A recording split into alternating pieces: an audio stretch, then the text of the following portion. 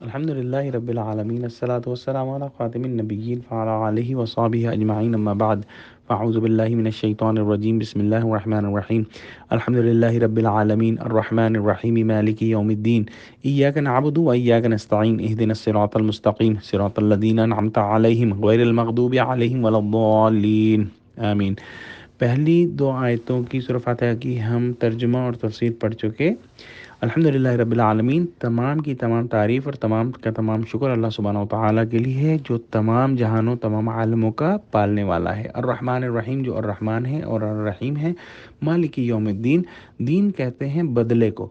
مالک یوم الدین، جو کہ مالک ہے بدلے کے دن کا۔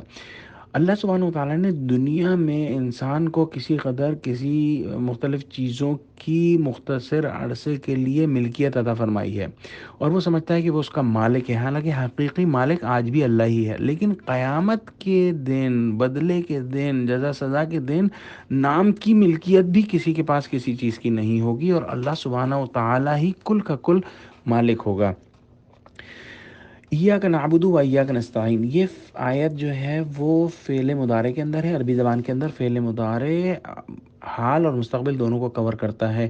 اس کا ترجمہ ہوگا ایاک نعبد، ہم صرف تیری ہی بندگی کرتے ہیں اور کرتے رہیں گے، و ایاک نستعین، اور صرف تجھ ہی سے استعانت اور مدد مانگتے ہیں اور مانگتے رہیں گے۔ عبد یا غلام کا ہمیں مفہوم سمجھ لینا چاہیے۔ اس آیت کے اندر ہم ایک بہت بڑا قول و قرار اللہ سبحانہ و تعالیٰ سے کر رہے ہیں، ایک وربل کانٹریکٹ کر رہے ہیں کہ ہم تیری بندگی کریں گے۔ بندگی عبد سے نکلا ہے، عبد مانے غلام۔ غلام اور آقا کا کیا ریلیشن ہوتا ہے کہ آقا جو کہتا ہے وہ غلام کرتا ہے۔ اگر آقا کہے گا رات کو کام کرے، غلام رات کو کام کرے گا۔ اگر آقا کہے علی صبح کام کرے تو غلام علی صبح کام کرے گا، اس کے کسی حکم کا منع نہیں کر سکتا غلام۔ تو یہ ہم اللہ سبحانہ و تعالیٰ سے قول و قرار کر رہے ہیں کہ ایاک نعبد، کہ ہم تیری ہی بندگی کرتے ہیں اور کرتے رہیں گے۔ اور یہاں پر 3.5 آیتیں مکمل ہوئیں، اور پچھلی حدیث کی روح سے یہاں تک اللہ کا حصہ ہے۔ نصف جو اللہ سے فرمایا ہے کہ نصف میرے لیے اور نصف میرے بندے کے لیے، تو یہ نصف اللہ کے لیے۔ الحمدللہ رب العالمین الرحمن الرحیم مالک یوم الدین ایاک نعبد، کہ ہم تیری ہی بندگی کرتے ہیں اور کرتے رہیں گے۔ اور اس کے آگے یہ یہاں تک اللہ کے لیے، اور اس کے آگے بندے کے لیے۔ بندے کے لیے کیا؟ وَإِيَّاكَ نَسْتَعِينُ، اور تجھی سے مدد مانگتے ہیں اور مانگتے رہیں گے۔ اور اس کے بعد عظیم ترین دعا ہے اهدنا الصراط المستقیم، کہ ہمیں سیدھا راستہ دکھا۔ اس آیت کا ایک جملے میں ترجمہ کرنا ناممکن ہے۔ اس کی ایک وجہ یہ ہے کہ یہاں پر اللہ سبحانہ و تعالیٰ نے کوئی حرف جر استعمال نہیں کیا، جیسے کہ اردو زبان میں بھی ہم استعمال کرتے ہیں، جیسے اس کے ساتھ، اس کے اوپر، اس کے ساتھ ساتھ، سے، یہ چیزیں، یہ الفاظ استعمال کرتے ہیں۔ اسی طرح عربی زبان کے اندر حرف جر ہوتے ہیں۔ ہم اس آیت کے اندر حرف جر لگا کر دیکھتے ہیں تو کیسے معنی ڈیفرنٹ ہو جاتے ہیں۔